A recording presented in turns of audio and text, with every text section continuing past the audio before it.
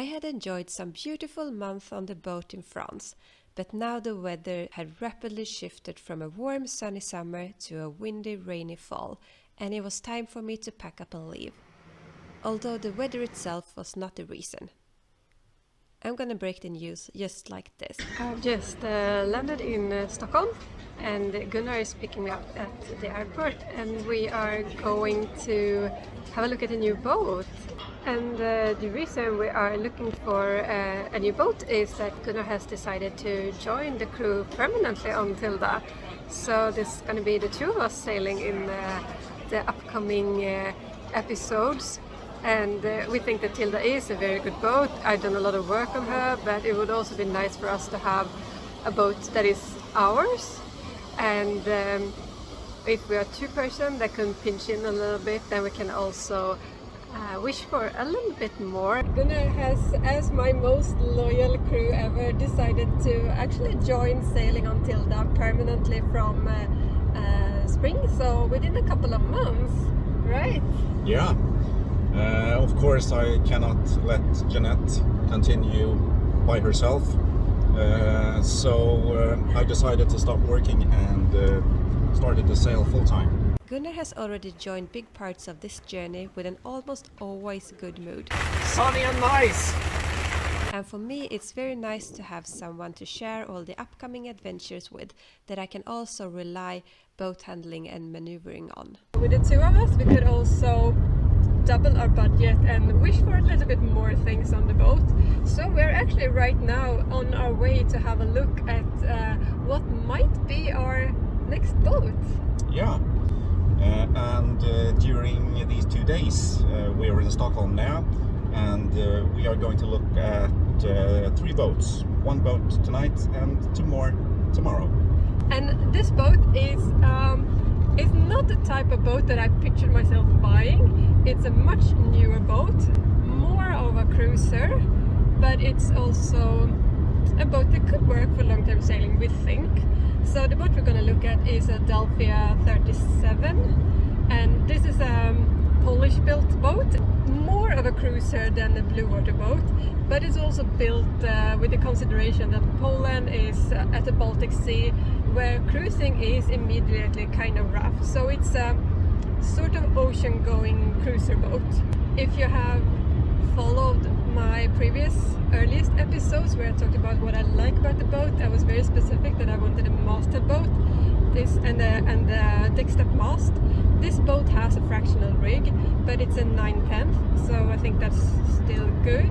One thing we know about it, it is going to be much brighter and much more light inside of it, and of course much more modern. This is a 2007 and Tilda is 80, so I'm sailing a 42-year-old boat at the moment, and this is then going to be a 15-year-old boat, so that's going to make a huge difference. But let's check it out and see how we like it. And we also have to say, we're not in a hurry to buy another boat. The like basic plan is to continue to sail Tilda at least another year, but we start looking now, and if the right boat comes along, we will definitely consider changing the boat now. And we do have kind of a wide wish list and now it's late in the season here in Sweden, so a lot of people trying to sell their boats, and it could be the opportunity to bargain a little. This Delphia was the first boat we wanted to have a look at. There it is. It's pretty characteristic with the windows, so they all look a bit like this. Of course, we got a little carried away by it being so much newer and modern. Just to have a windlass would ease boat life a lot.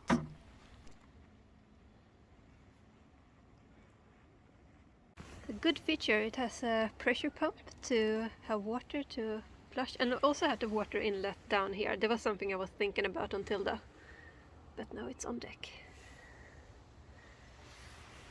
Lots of skylights. Yeah. Double spreaders, and not the masthead, but almost. It's also something we like.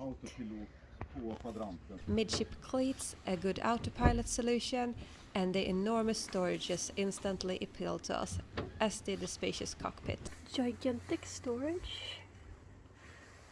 And all hoses, everything looks pretty... I mean, it's a pretty new boat still. Even more storage, and the propane in here. This boat has very, very large stowage compartments in the aft.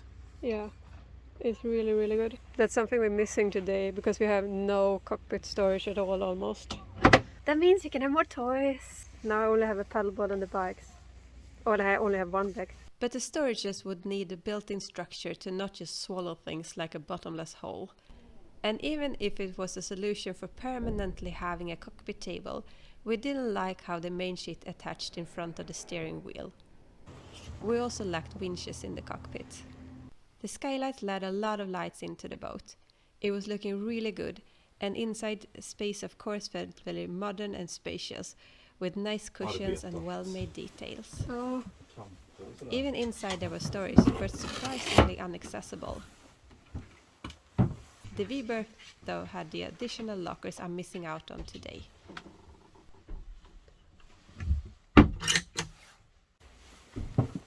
Galley felt a little crowded, and nav table came with what would be expected,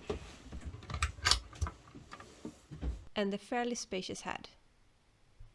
A thing we didn't really like was the shallow bilge, but we did like the automatic firefighter in the engine room.